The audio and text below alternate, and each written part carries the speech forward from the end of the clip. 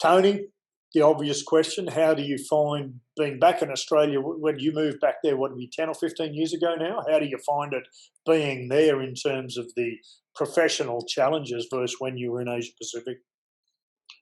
Oh, I haven't moved back to Australia. It's just where I store my clothes and shoes. Not being able to travel is, in itself the same as everybody else. A very short-term constraining. It makes you a battery hen for a very short period of time when you've been a free range hen for a very long time. Look, Australia, I have reverse culture shock all the time. Understanding, again, either the lack of questions or the outdated practices, or you have to chuckle at certain things that people either don't get or they get angry if you ask them about it because, again, they've become very comfortable or possibly even senior. Little things like, and you spoke about epidemiology, for example, Game of Thrones had a famous character and a famous quote called, "You know nothing, Jon Snow." Jon Snow is the father of modern-day epidemiology. He's the one that walked up and down London determining cholera outbreaks. And everybody told him, "You know nothing, Jon Snow." So the reality is that we all find ourselves at various stages being a Jon Snow. And then when you see and hear an epidemiologist talk about complex supply chain logistics and distribution to guarantee that the vaccine will be 85% complete in 12 weeks, Amazon's laughing because the last mile supply chain in Australia is laughable. If they can't get you your books and beauty products and whatever you've ordered from Amazon to you in 3 days outside of a major city in Australia, then they're not getting a vaccine to you, and Amazon thinks it's hysterical.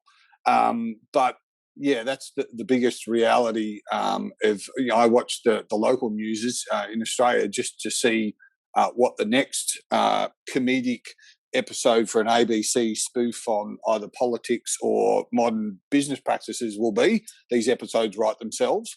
And so, yes, it is frustrating to be constrained in that regard. But like yourself and your team and so on, is that the world's a big place. The internet lets us escape on all sorts of levels. And so I try not to get too involved with the local realities because otherwise, nothing, Jon Snow. And that's more than just a Game of Thrones character. Well, it's interesting, Tony, after we, obviously spent a lot of time and effort assessing media agencies and particular journalists that trying to separate those that are writing popular opinion to get more dollars per word they write by hitting the popularity chord versus those that critically think. And we've now narrowed Australia down to only 2 reliable information sources, the shovel.com.au and the Batuta Advocate, both some of the best satirical comedy. But when you look behind it, they're actually dealing with the facts. It's quite embarrassing to watch Australia get more and more into every state and every federal politician, be they in government or opposition, have to get their 20 minutes on the lectern. The Asian version of ABC News, which is a compilation of the best programs apparently in Australia, do the daily news feeds, and they're constantly interrupted as if there's been a terrorist attack or as if there's been a major tsunami that's going to affect many people, but invariably it's for a politician's now speaking or an opposition or a minister, and they're getting their time to frankly manipulate the public into believing they're competent.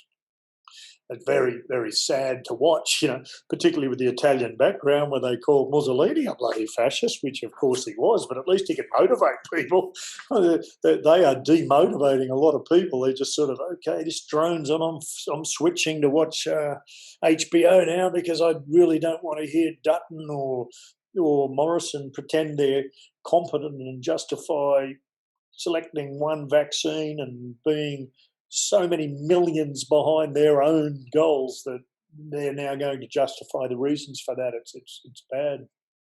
Well, and unfortunately, what will happen after this, and I say this in terms of epidemiology, sort of outbreaks and pandemics and so on, is that again, back to mobility and knowledgeness, is that people will leave. They won't be constrained. They won't work locally. As much as they're trying to tax Airbnbs and Ubers in the gig economy, smart people with value and competencies are already virtually escaping the confines of the continent. And that will happen physically after borders and everything open. The first people to travel, the first mobility will be the knowledge people and those with means, and they'll lose valuable taxpayers and they'll lose the expertise. The people who will be stuck are the ones that don't have any other options than working in factories. And funny enough, they've all been outsourced and offshored as well. We're 10 or 20, 30 years behind in terms of bridging that gap when it comes to education. And those who couldn't go to school for 6 or 12 months are even more disadvantaged, and that won't bite for another decade or more. So, yeah, Australia's got a real problem that quite a lot of people are going to flee. As much as the Hollywood elites are coming here to film movies and they've escaped the dilemmas of pandemics elsewhere, it will end. And the first people to leave will be the people who have been keeping score and frustrated and outraged and overwhelmed by what's taken place. They will leave. And that will be the mobility talent that will come in the next few years. The public service, though, will continue to attract the worst of the rest.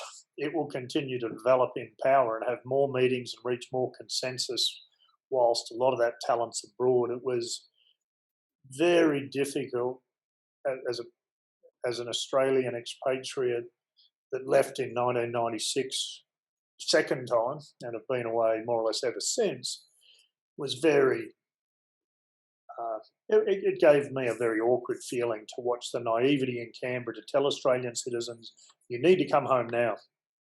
Their inability to realise the bureaucracy forces a lot of talented people abroad.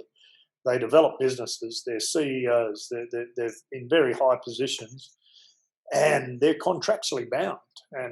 And like a lot of business owners, your entire life savings are invested in your business. You ply everything back into the business. And if you're heading HR or heading IT or own your own company, legally you can't just drop it. You can't afford to go back to Australia, be perceived not to be running the business goes broke. Or if you're an HR or a head of IT or the head of cyber security or the head of a global intel liaison or a COO, you don't get to decide where you work in a global company. You get told where you need to be for the good of that company. They'll be agile and flexible for you, but at the end of the day, it's their call. The fact that politicians that are that senior in our nation couldn't understand that as a simple limitation. Closed borders, couldn't set up quarantine stations. For God's sake, Humpty do and Dunny doing. Northern Territory could do it, but the national government couldn't. My old military college, Officer Cadet School, Portsea, a beautiful big facility there. It was a quarantine station hundreds of years ago. It's perfect there on the point of Nepean. It's an empty Officer Cadet School. Could have been done up in no time. But the fact that neither the Victorian government or the Australian government identified that, or worse, they found reasons to say, no, it can't be done rather than just doing it, shows the difference between Australia now and 50 years ago, 100 years ago. All the innovation's dead. It's abroad. Those that innovate, well, not all, but of course majority of innovators back at home are getting stifled by that downward spiral of the growth of public servants and you must comply mentality. Well, look, Tony, on that we might call it a day because it's been a long session. Lovely chatting with you.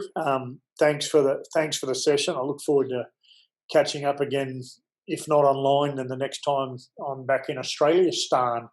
Let's stay online and have a quick off the line chat before you go. Cheers. All right, cheers. Thanks, mate. Appreciate it.